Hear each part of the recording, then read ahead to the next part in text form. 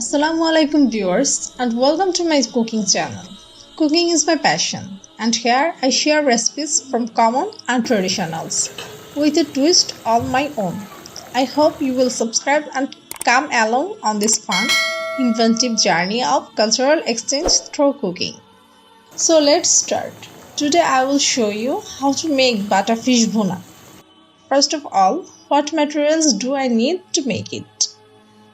Fish 7 pieces, onion 1 cup, 4 or 5 piece pepper, salt, 2 teaspoon red chili powder, 1 teaspoon turmeric powder, 1 teaspoon coriander leaves, half cup of soybean oil.